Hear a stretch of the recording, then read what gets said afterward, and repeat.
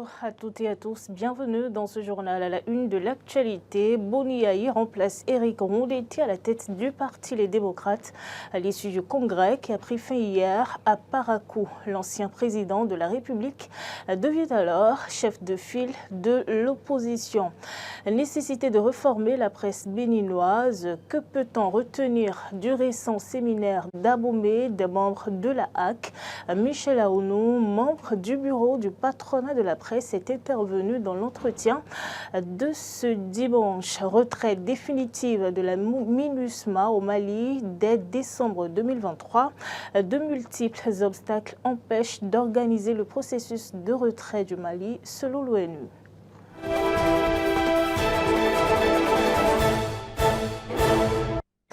Vous faites bien, madame, monsieur, de toujours préférer Eden TV pour vous informer. L'ancien chef de l'État a été choisi hier dimanche pour prendre les rênes du parti de l'opposition au Bénin. Il dirigera le nouveau bureau des démocrates mis en place lors du congrès du parti tenu à Parakou les 14 et 15 octobre 2023. Dans le nouveau bureau du parti Les Démocrates, le président sortant Éric Rondetti est élu au poste de premier vice-président.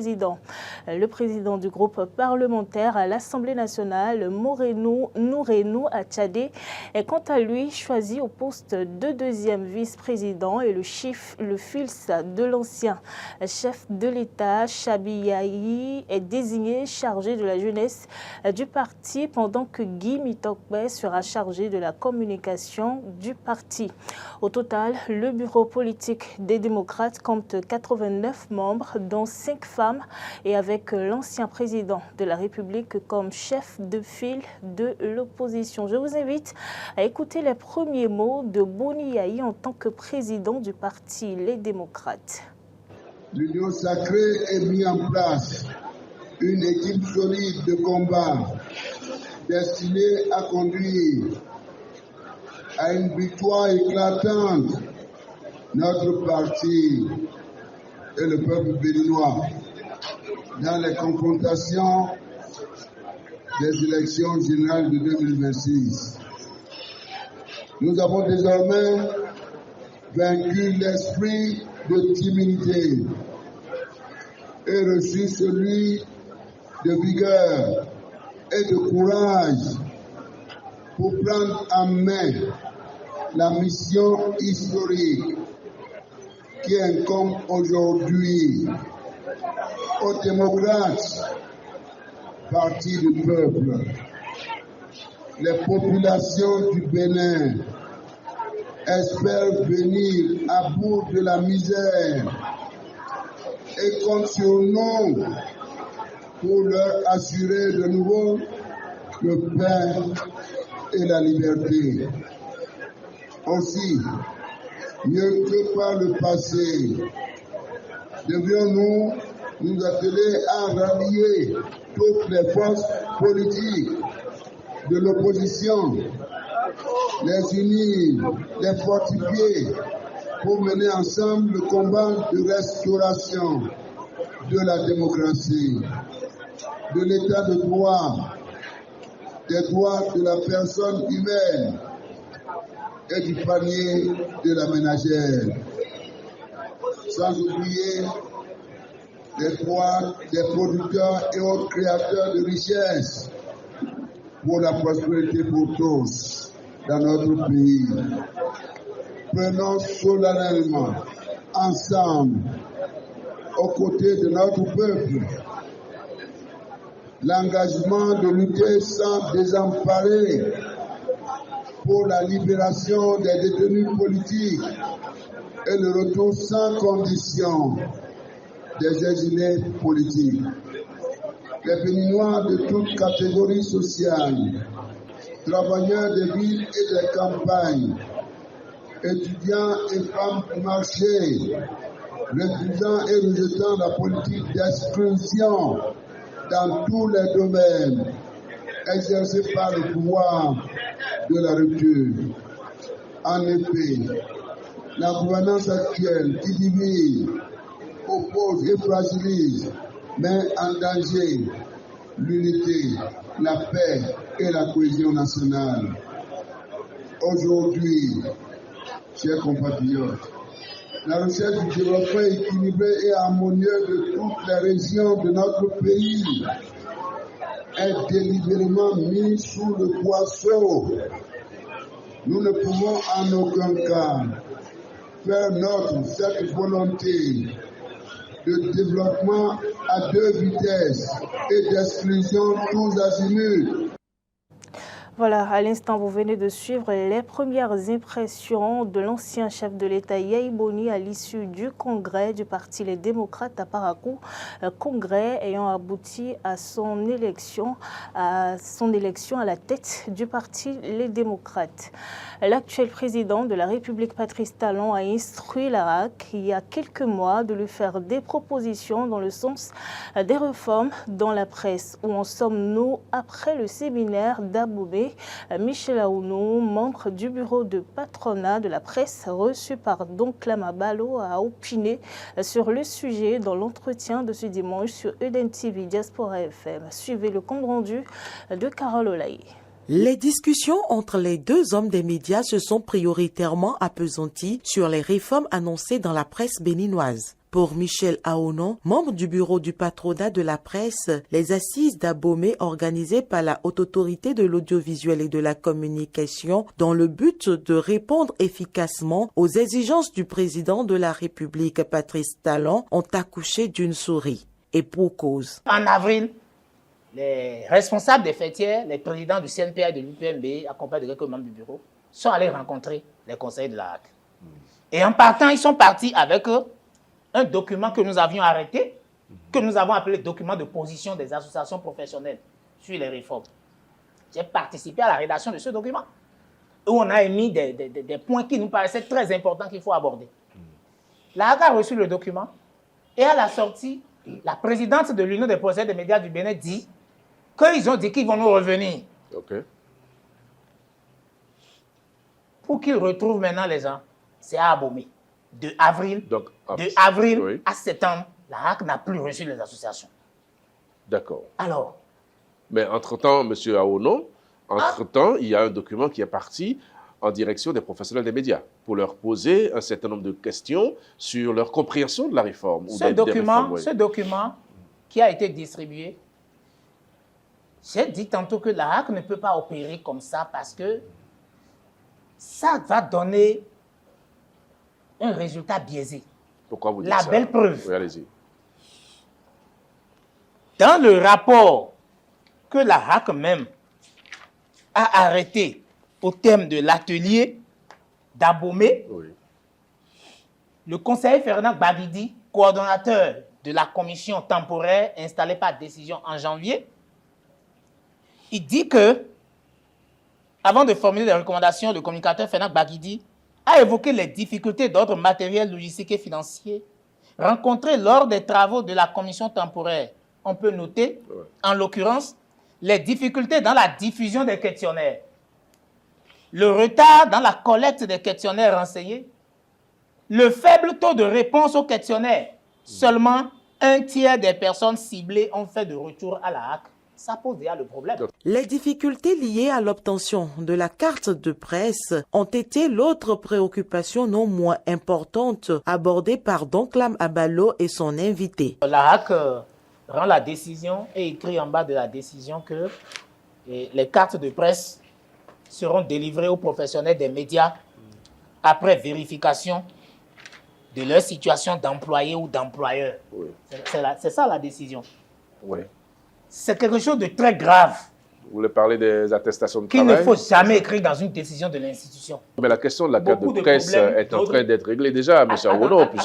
Attendez. Ouais. Avec ça, on aurait réglé déjà beaucoup de problèmes d'ordre social.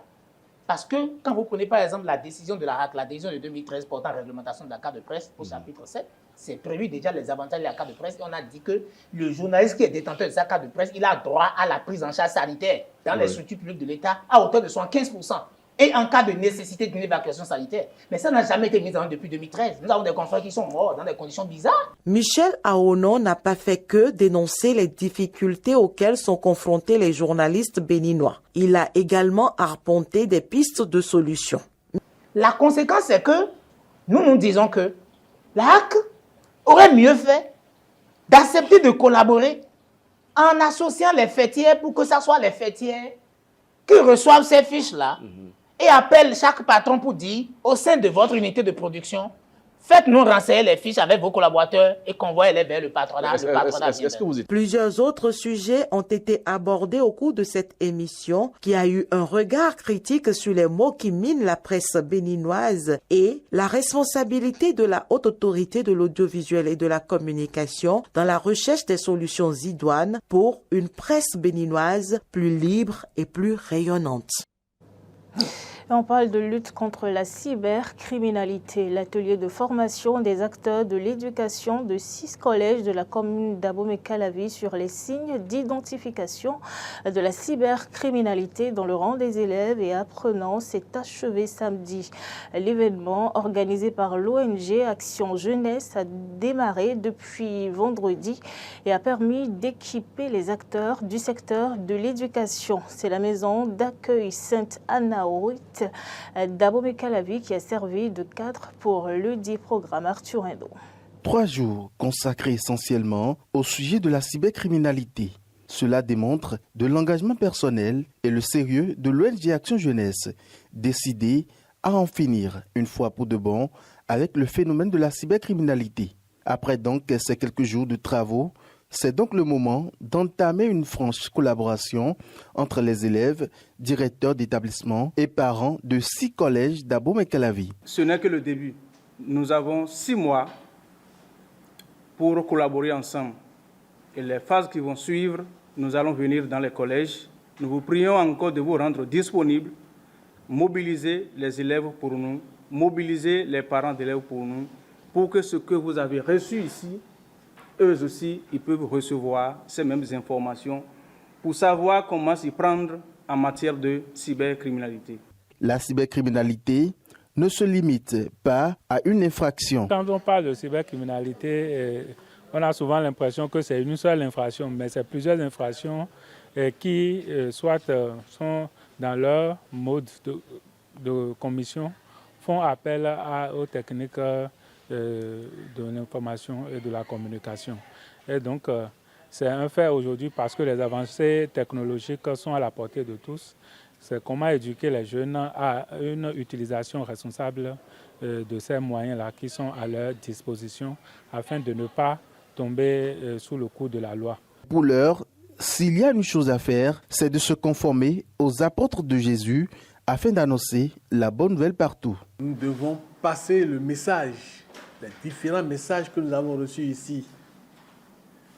Je crois que, à l'endroit des élèves, ils auront encore l'occasion de nous assister au niveau des établissements, au niveau de leurs collègues, parce que nous allons passer encore dans ces établissements-là.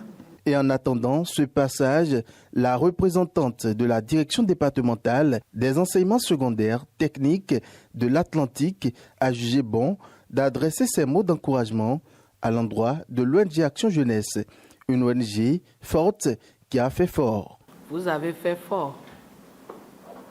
Et de par la thématique que vous avez choisie, surtout, qui est de l'actualité. Le développement de la thématique, les panels de discussion, les témoignages, tout ceci ont émerveillé les participants. Je suis vraiment contente. Je suis contente parce que nous avons beaucoup appris à travers cette formation. Sinon, lorsqu'on parle de cybercriminalité, nous, on s'arrêtait à l'escroquerie. Mais maintenant, nous avons constaté que le champ est beaucoup plus grand. Une bonne formation. Et cette formation, nous avons reçu beaucoup de choses. J'avoue que le sujet a été très bien choisi, compte tenu de son importance actuellement qui fait actualité.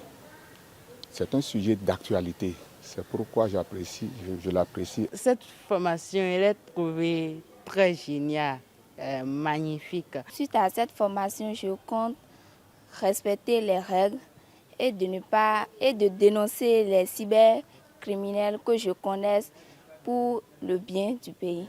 Le projet de lutte contre la cybercriminalité de l'ONG Action Jeunesse est un projet financé par l'ambassade d'Allemagne qui va véritablement démarrer au mois de novembre. Le projet va impacter pour le moment 6 collèges d'Abomey-Calavi. Voilà, et sur le continent africain, le 31 décembre 2023, la mission de l'ONU au Mali, MINUSMA, en principe doit avoir quitté le Mali. Mais dans un communiqué publié ce samedi 14 octobre, l'ONU affirme que depuis plusieurs semaines, de multiples obstacles l'empêchent d'organiser son processus de retrait du Mali selon le calendrier officiel. Parmi les obstacles qui empêchent l'organisation dans le processus de retrait du Mali, il y a notamment les problèmes de déplacement des convois de la mission de l'ONU dans le pays. À cela s'ajoutent de nouvelles tensions sur le terrain au nord-est entre l'armée malienne et les rebelles de la coalition dénommée Cadre stratégique permanent pour la paix, la sécurité et le développement, à en croire le dit communiqué. Et voilà qui vient mettre un terme à cette édition de journal. Merci Madame, Monsieur d'avoir pris du plaisir à nous suivre. Bonne semaine de travail en la compagnie d'Eden TV.